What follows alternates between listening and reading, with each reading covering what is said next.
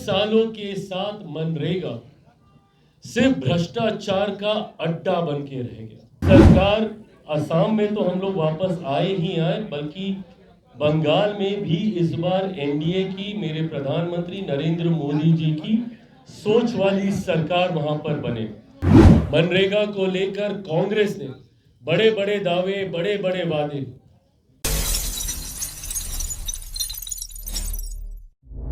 आवाज जनता की। नमस्कार, मैं तृप्ति सिंह और आप देख रहे हैं न्यूज़ पीआर। लोजपा के अध्यक्ष चिराग पासवान ने अपने कार्यालय पे एक प्रेस कॉन्फ्रेंस रखा जिसमें उन्होंने बंगाल चुनाव, मनरेगा, बहुत सारे विषयों पे बात की। तो आइए सुनते हैं कि आखिर उन्होंने क्या कुछ कहा इस वीडियो में। सोच से लिया गया ये फैसला। मनरेगा को लेकर हम लोगों ने लंबे समय से देखा कि देश में इसको बनाकर भी, इसको आधार बनाकर भी राजनीति करने का प्रयास किया गया। मनरेगा को लेकर कांग्रेस ने बड़े बड़े दावे, बड़े बड़े वादे और एक ऐतिहासिक सोच वाला ऐतिहासिक फैसला बताकर हमारे देश के लोगों को मिट्टी खोदने के काम में लगाकर रखने का काम किया। और बीते सालों के साथ मनरेगा सिर्फ भ्रष्टाचार का अड्डा बन के रह गया।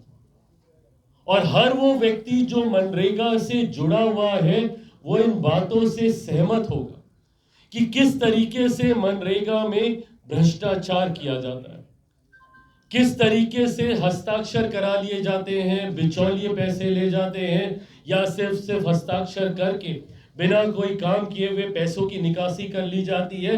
सिर्फ और सिर्फ करप्शन। साल दर साल बीतते गए, इस व्यवस्था का लाभ किसी परिवार को मिला हो, किसी गरीब मजदूर को मिला हो, यह अनुभव हम लोग को ना के बराबर हो।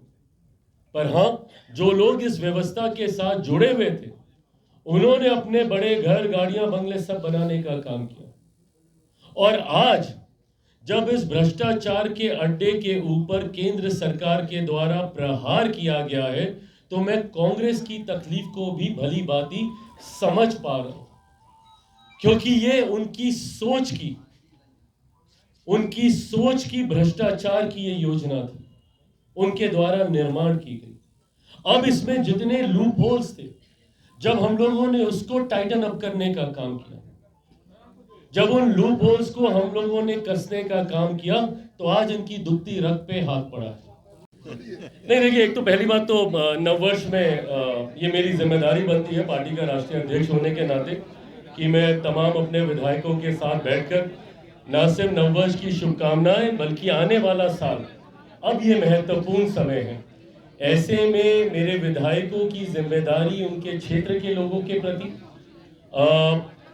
मेरे पार्टी के प्रति, पार्टी के संगठन के प्रति, ये तमाम विषय हैं जिसको लेकर अब मुझे लगता है चीज़ों को स्ट्रीमलाइन करना ज़रूरी है। प्रदेश कार्यालय में विधायकों की क्या भूमिका, क्षेत्र में क्या भूमिका, सदन के भीतर क्या भूमिका। आज जब लोक जनशक्ति पार्टी रामविलास एक सशक्त आवाज़ बना है पहली बार बिहार विधानसभा में, इससे पहले 2005 में ये परिस्थिति आई थी पर विधानसभा तक नहीं पहुंच पाए थे मेरे विधायक। तो ऐसे में जब वो वहां तक पहुंचे हैं तो पार्टी के विषयों को कैसे रखना है, किन किन विषयों पर कैसे चर्चा में भागीदारी देनी है, इन तमाम विषयों को लेकर आज थोड़ी विस्तृत चर्चा आज हम लोग करने वाले हैं।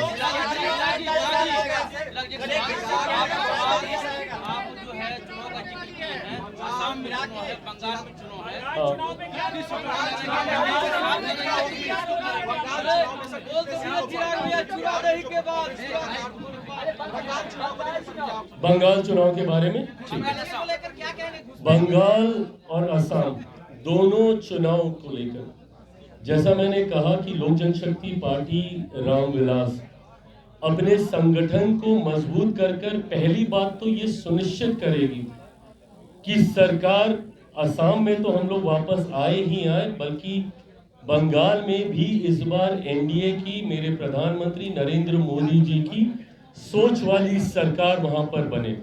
ऐसे में जरूरी है कि मेरे दल का लाभ मेरे गठबंधन को तब मिलेगा जब मेरा संगठन मजबूत होगा। तो ऐसे में पूरी मुस्तैदी के साथ कई बड़े फैसले लिए गए। प्रदेश अध्यक्ष नए नियुक्त किए गए हैं बंगाल में। पर मैं जानता हूं कि मैं जितनी बातें बोल रहा हूं उसमें आपका कोई इंटरेस्ट नहीं होगा। इंटरेस्ट ये होगा कि मैं कितनी सीटों पे चुनाव लड़ूंगा और क्या मैं गठबंधन के तहत चुनाव लड़ूंगा, नहीं लड़ूंगा, कोई खेला होगा। मतलब मैं ये सारे वो थंबनेल्स पढ़ता रहता हूं अपने आप को लेकर, इसीलिए मैं समझ रहा हूं कि विषय क्या है। फिलहाल इस पे कोई फैसला नहीं हुआ है। गठबंधन के भीतर चर्चा अभी शुरू होनी बाकी है। अभी जब चर्चा होगी तब ये तय होगा और उससे पहले मेरा खुद का आकलन आपने सुना चिराग पासवान ने क्या कुछ कहा। उनका कहना है बंगाल चुनाव में इस बार एनडीए की सरकार आएगी, डबल इंजन की सरकार आएगी, क्योंकि देश में डबल इंजन की सरकार बहुत अच्छे से काम कर रही है। ऐसी वीडियो देखने के लिए चैनल को सब्सक्राइब करें। तब तक के लिए धन्यवाद।